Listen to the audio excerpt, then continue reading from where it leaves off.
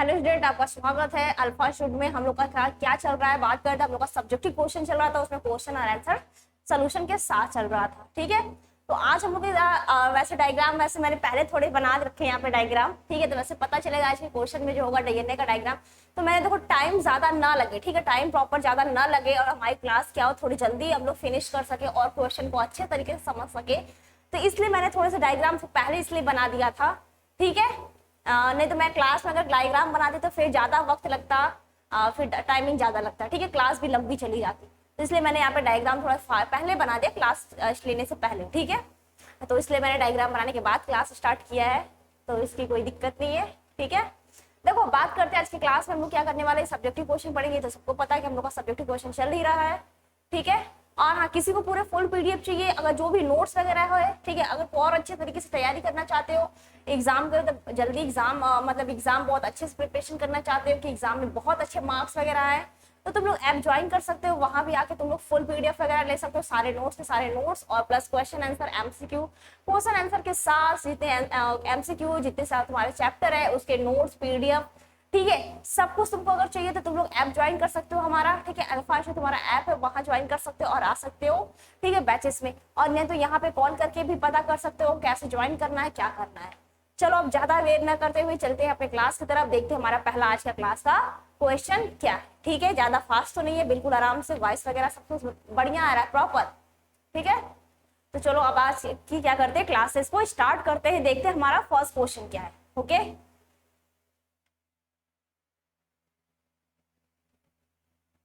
देखो हमारा पहला ही क्वेश्चन है कि डीएनए अणु की क्या करना है, संरचना एवं कार्य क्या करना है, वर्णन करना है। आज का क्वेश्चन जो है, तो मैंने ऐसे डीएनए का डायग्राम बना दिया, इसके जो कार्य होंगे जितने वो मैं प्रॉपर तरीके से बता दूंगी। ठीक है, जितने भी कार्य होंगे, जितने इसमें बॉन्डिंग होते हैं, क्या होते हैं, सब कुछ प्रॉपर तरीके से बताऊंगी। ठीक है, ये तुम्हारे एग्जाम की दृष्टि से बात करें तो तुम्हारे इस चैप्टर से क्या होता है, बहुत क्वेश्चन यहाँ से पूछता है। ऐसा नहीं कि तुमको, ऐसा नहीं कि कभी कभी डायग्राम पूछेगा ये तो ठीक है, लेकिन इसमें क्या होता है, जो एडनिन होता है, ग्वानिन होता है, थायमिन, साइटोसिन, किससे किससे जुड़े होते हैं, कितने बॉन्डिंग्स होते हैं, इनके बीच की दूरी कितनी होती है, एक बात करें एक हाइड्रोजन बॉन्ड कितने तुम्हारे हाइड्रोजन बॉन्ड पाए जाते हैं, ये सभी क्या करता है, यहाँ से क्वेश्चन बहुत उठते हैं। ठीक है, तो ये इस एग्जाम की वजह से कभी यहाँ से क्वेश्चन क्या होता है, बहुत ज्यादा पूछता है। तो चलो अब चलते हैं अपने क्वेश्चन की तरफ, देखते हैं। ठीक है, तो डीएनए अणु की संरचना की बात करें, ये हमारा स्ट्रक्चर है, ये सबको पता है। एक बार मैं स्ट्रक्चर बता देती हूँ क्या होता है स्ट्रक्चर में क्या नहीं। ठीक है, तो इसकी बात करते हैं स्ट्रक्चर की, तो इन दोनों की जो दो कुंडली, इसकी बात करें सबसे पहले खोज किसने की थी, सबसे पहले खोज की वैज्ञानिक की बात कर लेते हैं, वाटसन एंड क्रीक ने, क्या कहते हैं, डबल हेलिक्स मॉडल। ध्यान देना, इसकी बात करते हैं, डबल हेलिक्स मॉडल की बात करते हैं। सबसे पहले किसने खोज किया था डबल हेलिक्स मॉडल, तो सन 1953 में क्या कहता है, वाटसन एंड क्रिक ने डबल हेलिक्स मॉडल क्या कहता है, प्रस्तुत किया था। यही तुम्हारा डीएनए का क्या है, डबल हेलिक्स मॉडल है। ठीक है, अब इन दोनों के बीच की डिस्टेंस कितनी होती है, दूरी की बात करें तो B20 एंगस्ट्रॉम होती है, और ये तुम्हारा क्या होता है 5 प्राइम से 3 प्राइम। देखो ये 5 प्राइम से 3 प्राइम ही क्यों जुड़ता है, तो इसकी भी वजह होती है। ये क्या होता है, अगर मान लो स्ट्रक्चर इसका बताए, ठीक है, अगर इसका जो ऐसे स्ट्रक्चर इसका बनता है, अगर इसका स्ट्रक्चर पे ध्यान दो तो ये हमेशा क्या होता है 1 to 5 ही, मतलब 5 to 3 ही क्या करता है, ये बॉन्डिंग बनाता है। ठीक है, 5 to 3 क्या करता है, वो जुड़ता है, इसलिए इसके स्ट्रक्चर में भी क्या होता है 3 to 5 लिखा जाता है प्राइम। ठीक है, तो उतना डिटेल में नहीं जाना है हमको, इतना बस पूछना है। तो इसके बीच की दूरी कितनी होती है, हमारी 20 एंगस्ट्रॉम होती है। जाहिर सी बात है, अगर इसकी आधे की बात करें बच्चों, ठीक है, आधे की बात करें, अगर पूरी की बात करें, अगर मान लो कोई चीज है, अगर यही है इसकी पूरी की बात करते तो इतनी कितनी है, मानकर कि 20 एंगस्ट्रॉम है। अगर हाफ की बात करेंगे, जाहिर सी बात है कि 1/2 की बात करते हैं, हाफ की बात करेंगे तो कितना आ जाएगा, 10 एंगस्ट्रॉम आ जाएगा, नॉर्मल सी बात है। ठीक है, तो ये क्या होता है, अगर बात करें एडेनिन जो होता है, थायमिन से किससे जुड़ता है, 2 बॉन्ड से जुड़ता है। ठीक है, 2 हाइड्रोजन बॉन्ड से क्या करता है, इसके साथ बाइंड करता है। और ग्वानिन की साइटोसिन की बात करें तो इनके बीच की जो हाइड्रोजन बॉन्ड होती है वो कितनी होती है, 3 हाइड्रोजन बॉन्ड होती है। अगर इसकी बात करें, ये क्या होता है कि जो मतलब ऐसा कुंडल होता है ना, ध्यान देगा, जो लड़कियां होती है अपनी चोटी गूंथती है ना, गूंथती है चोटी, देखा होगा कि ऐसे जो बात को ऐसे जो सर्कल होता है, मैंने यहाँ पे लिखा है, एक पूरे ऐसे सर्कल की बात करें, 1 स्पाइरल कॉइल की बात करते हैं तो ये कितना होता है, 24 एंगस्ट्रॉम का होता है। ठीक है, अगर इसकी बात करते हैं, जो बीच की मैंने यहाँ पे लाइनिंग बना रखी है, ये कितना होता है, हमारा बीच की सेंट्रल एक्सिस होता है, मतलब तुम्हारे बीच की जितनी होती है लाइनिंग, सेंट्रल एक्सिस की बात कर लेते हैं। ठीक है, अगर ये तुम्हारा घूमता है, कुंडल ऐसे होता है ना, ये क्या कहता है, एक बार ऐसे घूमता है, ये तुम्हारा ऐसे कुंडलन होगा, तो इसकी जो छोटी की दूरी की बनता है, तो ये कितना होता है, 6 एंगस्ट्रॉम होता है। यहाँ पे मैंने लिखा है, माइनर ग्रुप की बात करें तो हमारा 6 एंगस्ट्रॉम होता है। वही तुम्हारा मेजर ग्रुप की बात करें तो तुम्हारा क्या था 12 एंगस्ट्रॉम मतलब 12 एंगस्ट्रॉम होता है, ठीक है। अब इसमें क्या करते हैं, कुछ इसमें पॉइंट वगैरह पढ़ लेते हैं। जैसे कि बात करते हैं वाटसन एंड क्रिक की बात करें, बहुत ज्यादा डिटेल में नहीं पड़े, बहुत लंबी क्लास चली जाएगी, ठीक है। लेकिन सब कुछ बताऊंगी, जितना मैं बोलूंगी सब कुछ ऐसा नोट डाउन करते चलना, ठीक है। चलो फटाफट नोट डाउन करना इसमें। अगर हाँ इसका तुमको फुल पीडीएफ वगैरह चाहिए तो तुम लोग आ सकते हो, ज्वाइन कर सकते हो, ठीक है। तो पहले इसे सुन लो, यह मुख्यतः कहाँ होता है बच्चों, केंद्र में पाया जाता है। यह क्या होता है, सबसे पहले की बात करें तो यह क्या होता है, यह मुख्यतः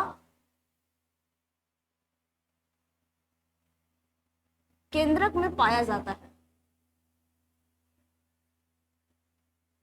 ठीक है। यह मुख्यतः कहाँ होता है, केंद्रक में पाया जाता है, दिख रहा है। हाँ चलो क्वेश्चन हाइड कर देते हैं, ठीक है। चलो यह मुख्यतः कहाँ होता है बच्चों, केंद्र में पाया जाता है। क्वेश्चन हाइड कर दिया, फिर अभी शो कर दूंगी, लेकिन लिख लो पहले, ठीक है। और क्या होता है, माइटोकॉन्ड्रिया हरित लवक में क्या होता है, डीएनए अल्प मात्रा में होता है। माइटोकॉन्ड्रिया हरित लवक में भी डीएनए, ठीक है, में भी क्या होता है, डीएनए क्या होता है, इसमें अल्प मात्रा में पाया जाता है।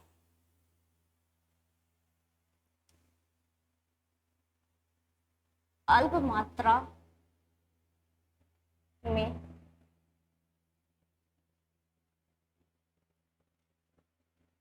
पाया जाता है, ठीक है। और इसमें बात करते हैं बच्चों, इसका अगर डीएनए की पूरी नाम की बात करें, डीऑक्सीराइबोन्यूक्लिक एसिड होता है, पता है सबको कि डीएनए के पूरे नाम की बात करें तो क्या होता है तुम्हारा डीऑक्सी, ठीक है। डीऑक्सी क्या हो जाएगा, ribonucleic acid,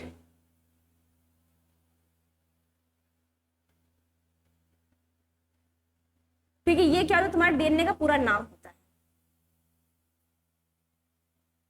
ribo nucleic acid, ठीक है। ये हमारा कितना होता है, डीएनए का पूरा नाम होता है। इतनी बातें क्लियर है। अगर इसकी बात करें, इसमें नाइट्रोजन बेस क्या क्या पाया जाता है तुम्हारे डीएनए में, तो तुम्हारा देखो एडेनिन होता है, ठीक है, गुआनिन होता है, और तुम्हारा साइटोसिन होता है, और क्या होता है तुम्हारा थाइमिन होता है, ठीक है। अगर इसकी बात करते हैं, ये किससे होता है, टी से डिनोट करते हैं। साइटोसिन क्या होता है, सी से करते हैं। ग्वानिन क्या होता है, जी से करते हैं। और एडेनिन क्या होता है, ए से डिनोट करते हैं। इतनी बातें क्लियर है। यही चीज मैंने यहाँ पे लिखा है कि एडेनिन, ग्वानिन, सी और डी कहाँ से, जी कहाँ से आ गया, तो यही चीज मैंने यहाँ पे लिखा कि एडेनिन को ए से, ग्वानिन को जी से, साइटोसिन को सी से, और थाइमिन को टी से डिनोट हम लोग किया जाता है। प्रॉपर इतनी बात है, ठीक है। अब आते हैं इसमें क्या होता है, 3 इकाइयों से मिलकर क्या होता है, इसका निर्माण होता है। अब कौन कौन से इसमें 3 इकाइयां होती है, इसमें कौन सी निर्माण करती है, ठीक है। तो बात करते हैं डीऑक्सीराइबोन अम्ल होता है इसमें, डीऑक्सीराइबोन एडेनिन, यही तुम्हारा क्या होता है, यही तुम्हारा इससे मिलकर क्या करती है, इसका निर्माण करती है। जैसे बात करते हैं डीऑक्सी एडेनिनाइलिक अम्ल होता है, डीऑक्सी गुएनाइलिक अम्ल होता है, डीऑक्सी तुम्हारा साइटोसाइलिक अम्ल होता है, और डीऑक्सी थाइमिडाइलिक अम्ल, इससे क्या होता है, ये मिलकर क्या होता है, बनी होती है, ठीक है। अब बात आते हैं वाटसन एंड क्रिक के मॉडल पे। ये तो तुम्हारा डीएनए के बारे में थोड़ा सा इंट्रोडक्शन की तरह मैंने लिखवा दिया, ठीक है। अब आता है किसमें, प्रॉपर वाटसन एंड क्रिक के मॉडल। इतना हो गया होगा सबका, बताओ, इतना तो हो गया होगा सबका प्रॉपर, ठीक है।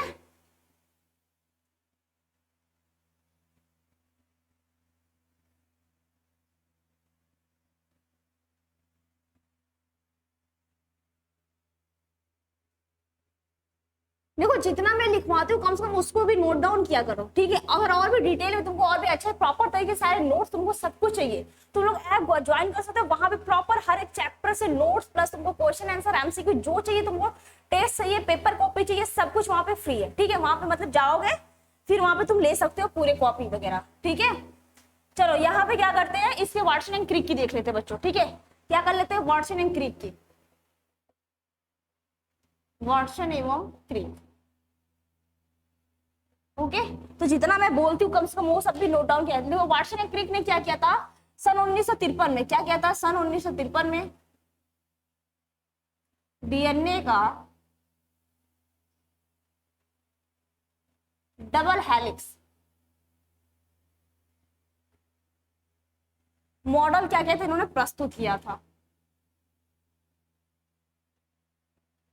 ठीक है। इन्होंने क्या किया था, इसका डबल हेलिक्स मॉडल की बात करें तो इन्होंने क्या किया था सन 1953 में वाटसन एंड क्रिक ने क्या किया था, इसका डबल हेलिक्स मॉडल प्रस्तुत किया था। इतना प्रॉपर है, ठीक है। अगर इसकी बात करें, दोहरे कुंडन की बात करें, ध्यान से सुन लो, ठीक है। तो दोहरे कुंडन की बात करें, डीएनए में क्या होता है, पॉलीन्यूक्लियोटाइड श्रृंखलाएं पाई जाती है जो एक दूसरे के क्या होती है, प्रति समांतर होती है।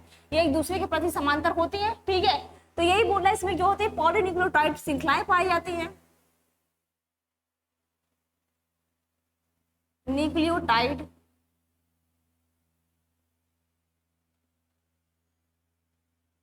श्रृंखलाएं पाई जाती हैं,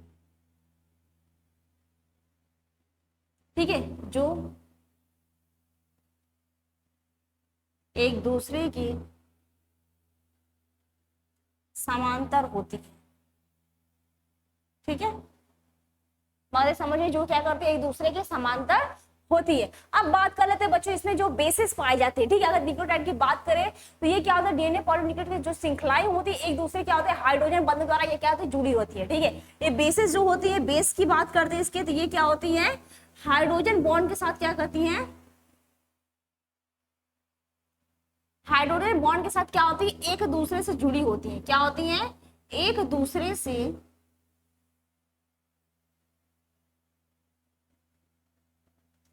जुड़ी होती है, ठीक है। इसकी बात प्रॉपर यहां तक, ओके, यहां तक प्रॉपर है, ठीक है। तो इसके बाद बात करते हैं तुम्हारे एडेनिन और ग्वानिन। देखो तो साइटोसिन की बात करें, यहां तक हो गया, ठीक है, यहां तक तो हो गया होगा। देखो साथ साथ में लिखते चलो, ठीक है। ये थोड़ा सा डिटेल में बता रही हूँ कि तुमको पूरा क्लियर हो जाए। देखो अगर इसकी बात करते हैं, साइटोसिन क्या होता है, तुम्हारे 3 बॉन्ड से किससे, ग्वानिन से जुड़ा था। और एडेनिन की बात करते हैं तो 2 हाइड्रोजन बॉन्ड के साथ किससे जुड़ा होता है तुम्हारा, ठीक है, एडेनिन से। तो जो साइटोसिन होता है तुम्हारे 3 हाइड्रोजन बॉन्ड के साथ किससे जुड़ता है, ग्वानिन से जुड़ता है। और तुम्हारे एडेनिन जो होता है 2 हाइड्रोजन बॉन्ड के साथ किससे जुड़ता है, ये थायमिन से जुड़ता है, ठीक है। बंधों के साथ ये क्या करता है, संलग्नता स्थापित करता है, मतलब एक दूसरे से क्या करता है, वो संलग्नता स्थापित करता है, एक दूसरे के साथ बाइंड करता है, एक दूसरे के साथ जुड़ता है। अगर इसकी ये तो सब भी तुम पॉइंट में उसमें नोट डाउन कर सकते हैं कि इसके बीच की दोनों की व्यास की दूरी कितनी होती है, 20 एंगस्ट्रॉम होती है। हाफ की बात करें तो तुम्हारा 10 एंगस्ट्रॉम होता है। एक एक पॉइंट तुम ये सब भी क्या करते हो, डिटेल में अगर बहुत ज्यादा नंबर की क्वेश्चन पूछ रहा है तो तुम ये सबको भी क्या करोगे, एक एक मतलब उसमें एक एक पॉइंट में तुम ऐड कर सकते हो, ठीक है। किसमें माइनर ग्रुप की बात करें 6 एंगस्ट्रॉम होता है, मेजर ग्रुप की बात करें तुम्हारा 12 एंगस्ट्रॉम होता है। ये सभी तुम उसमें ऐड कर सकते हो, ठीक है। अगर एक पूरे सर्कल की स्पाइरल और कॉइल की बात करें कितने होता है, 24 एंगस्ट्रॉम होता है। अगर इन दोनों के बीच की दूरी की बात करें बच्चों तो इतना कितना होता है, 3.4 एंगस्ट्रॉम होता है, ठीक है। इन दोनों के बीच की दूरी की बात करें कि एक बॉन्ड के बीच की कितनी दूरी थी, तो 3 तुम्हारा 4 एंगस्ट्रॉम होता है। और ये क्या होता है, 5 प्राइम से 3 प्राइम जुड़ता है, और दूसरा क्या होता है, 3 प्राइम से 5 प्राइम जुड़ता है। अगर इसमें बात करें बच्चों प्यूरिन और पिरिमिडिन का अनुपात कितना होता है, तो तुम्हारा 1:1 का होता है, ठीक है, 1:1 का होता है। तो ये हमारा था पूरा डीएनए। थोड़ा फास्ट पढ़ा है लेकिन पूरा डिटेल अगर तुम ध्यान से सुनगे, पूरा लिख दोगे जितना मैंने बोला है, तुम्हारा पूरे अच्छे से रहा है, ठीक, प्रॉपर। देखो बहुत ज्यादा डिटेल में मैंने इसलिए नहीं बताया क्योंकि बहुत ज्यादा डिटेल बताओ मैं तुम्हारी क्लासेस काफी लंबी, लेकिन जितना तुम्हारे सारे पॉइंट मैंने क्या किया था, पूरा कवर किया था, ठीक है। ऐसा कोई पॉइंट है जो तुम्हारा मैंने कवर नहीं किया, ठीक है। बातें यहाँ पे क्लियर है। फिर साइटोसिन होता है, इसमें 3 हाइड्रोजन बॉन्ड जुड़ते हैं। अगर प्यूरिन पिरिमिडिन के अनुपात की बात करें बच्चों, देखो प्यूरिन क्या होता है, तुम्हारे जो न्यूक्लियोटाइड होते हैं, ठीक है, जो तुम्हारे बेसिस पाए जाते हैं। न्यूक्लियोटाइड की बात करें जो तुम्हारे ये होते हैं, तुम्हारे नाइट्रोजन बेस होते हैं, ध्यान देना, तुम्हारे नाइट्रोजन बेस इसमें 4 पाए जाते हैं। अगर न्यूक्लियोटाइड की बात करें तुम्हारे 2 पाए जाते हैं। कौन कौन से होते हैं तुम्हारे, प्यूरिन और पिरिमिडिन। क्या होते हैं, प्यूरिन और पिरिमिडिन, ठीक है। प्यूरिन और पिरिमिडिन क्या होते हैं, ये 2 न्यूक्लियोटाइड होते हैं और तुम्हारे 4 नाइट्रोजन बेस पाए जाते हैं, ठीक है। बातें यहाँ तक क्लियर बच्चों। अब चलते हैं अपने अगले प्रश्न पर, ठीक है, देखते हैं अपना अगला क्वेश्चन क्या है।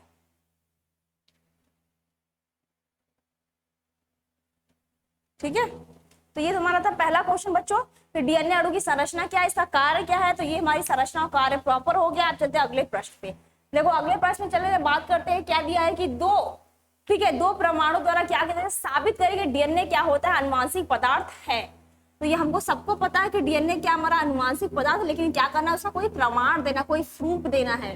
तो मान लो हमने बस कह दिया कि तुम अगर मतलब कुछ हो तो क्यों हो, कैसे उसको होता है, क्या होता है प्रूफ। जैसे नहीं होता है कि अगर अदालत में जाते तो प्रूफ मांगती मान, ठीक है, वो तुम्हारे कहने से कोई मतलब नहीं। जैसे उसको तो क्या तुम कोई अगर प्रूफ लाके नहीं दोगे, तुम्हारी बातों का बिल्कुल कोई वैल्यू ही नहीं रहेगा, ठीक है।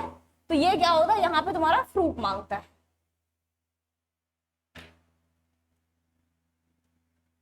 ओके।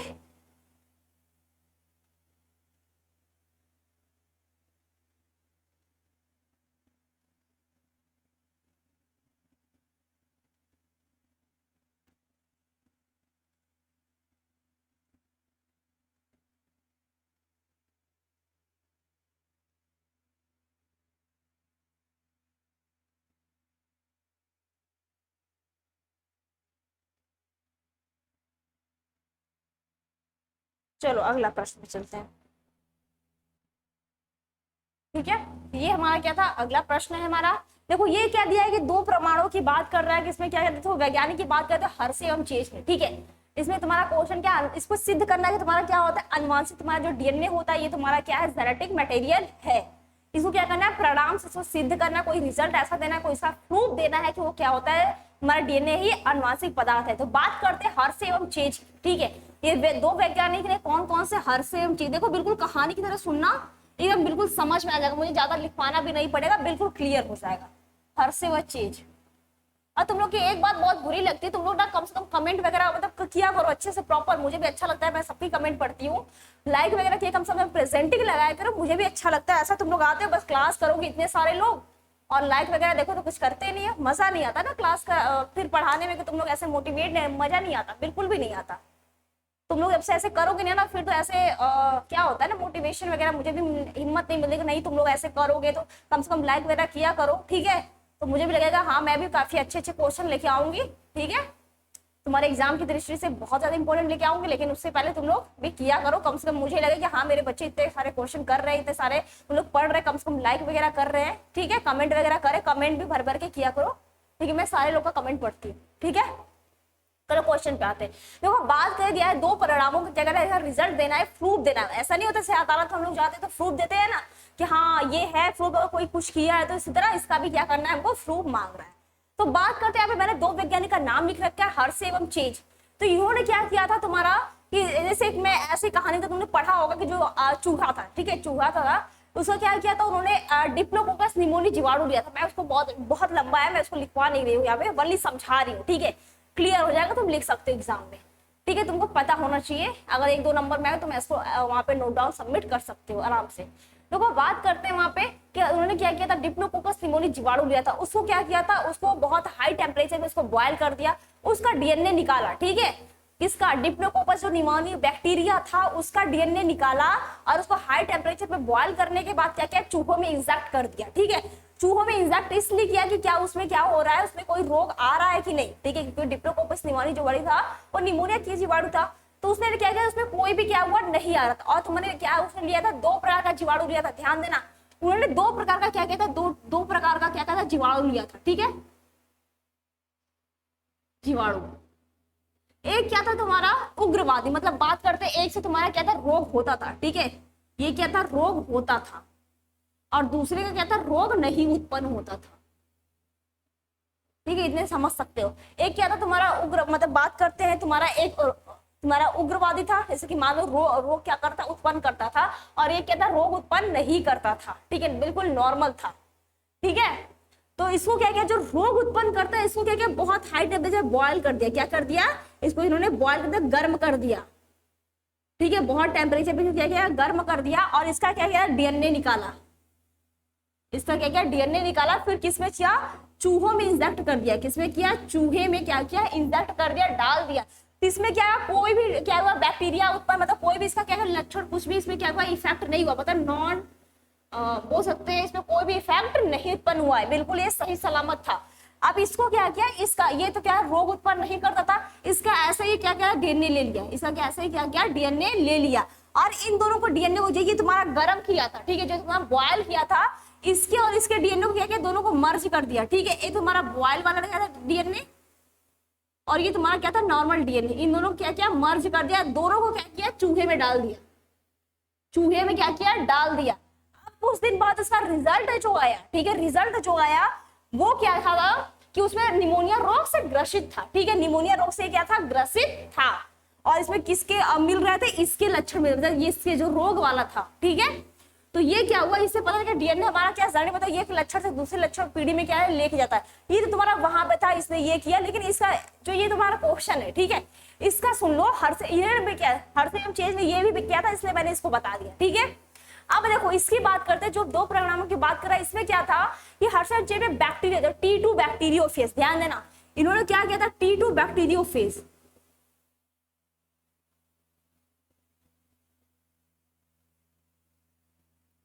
ठीक है, T2 बैक्टीरियोफेज से किया था, और एक किसकी किया था, 32, ये इसी में ऐड किया था बच्चों, चूहे वाले में ही ऐड किया था। ये तुम्हारा एक प्लाज्मिड था, एक तुम्हारा डीएनए लिया था, ठीक है, ये तुम्हारा फास्फोरस था, इसमें क्या किया था, इसके बाद कहते हैं इसका क्या उपयोग किया था, ठीक है।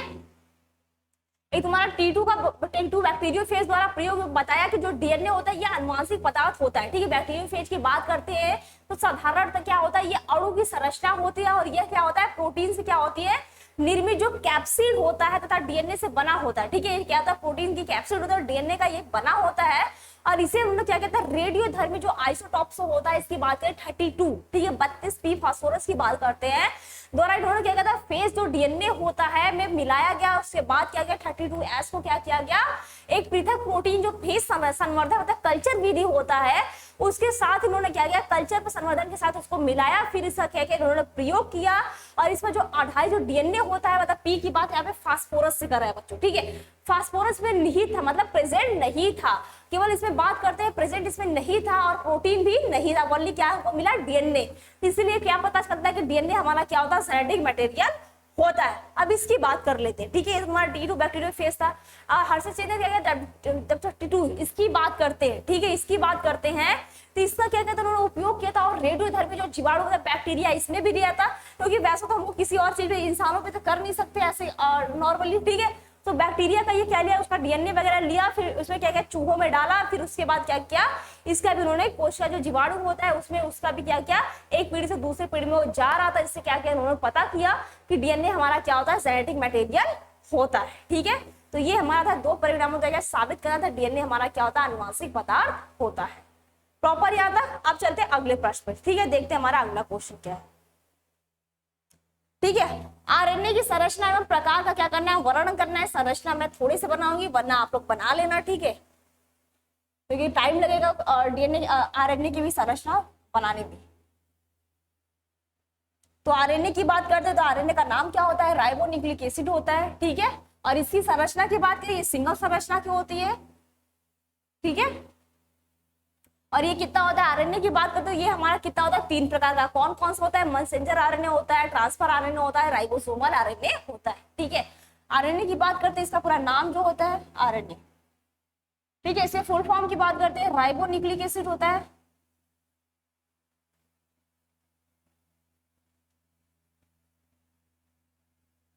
ठीक है, राइबोन्यूक्लिक एसिड होता है। और इसकी बात करते हैं, ये कितने प्रकार का होता है बच्चों, 3 प्रकार का होता है। जो आरएनए होता है ये कितने प्रकार का होता है, 3 प्रकार का होता है। कौन कौन सा होता है, तुम्हारा पहले की बात करें, संदेशवाहक,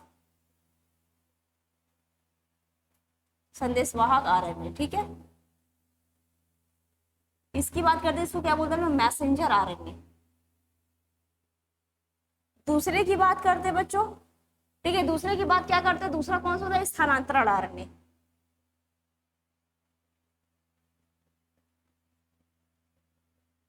ठीक है, transfer RNA.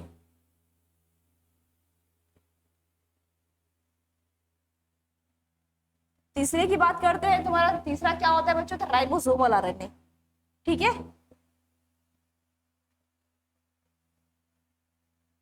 Ribosomal RNA.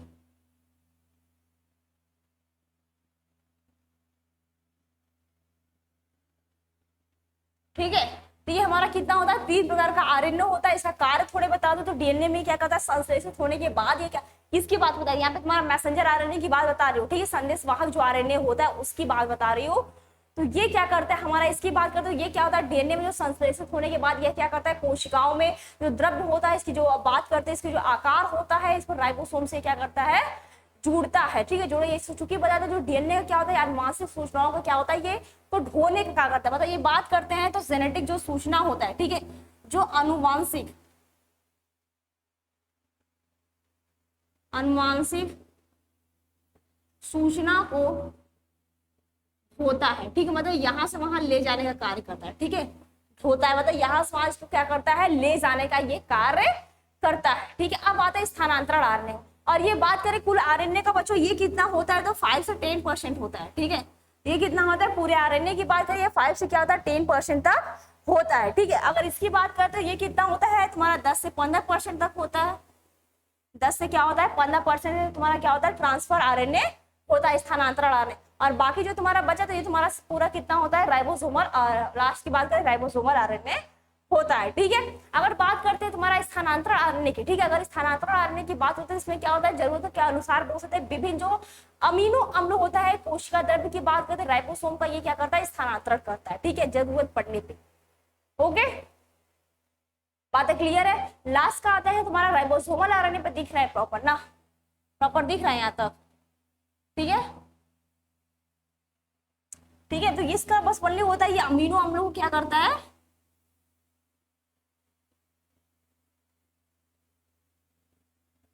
Amino अम्लों को ये क्या करता है कोशिकाओं तक क्या करता है पहुंचाने का कार्य करता है, कोशिका तक। ठीक है, जरूरत पड़ने पर क्या करता है अमीनो अम्लों को, यह बात करते हैं तो समय की बात करें, जरूरत के समय क्या करता है अमीनो अम्लों को कोशिका द्रव्य में क्या करता है राइबोसोम तक पहुंचाने का, स्थानांतरण करने का ये कार्य करता है। और पूरे आरएनए की बात करते हैं कितना होता है 10 से 15% तक होता है। नेक्स्ट की बात करते हैं तुम्हारे राइबोसोमल आरएनए की बात करते हैं, तो ये क्या होता है राइबोसोमल आरएनए की बात करें तो यह सबसे स्थिर प्रकृति का आरएनए होता है। क्या होता है बच्चों, इसकी बात करते हैं ये सबसे क्या होता है स्थिर प्रकृति का, मतलब स्थिर प्रकृति का क्या होता है, इसकी जो नेचर की बात करते हैं ये पूरी स्थायी प्रकृति का क्या होता है, ये नेचर होता है, जो क्या करता है राइबोसोम से ये लगा रहता है।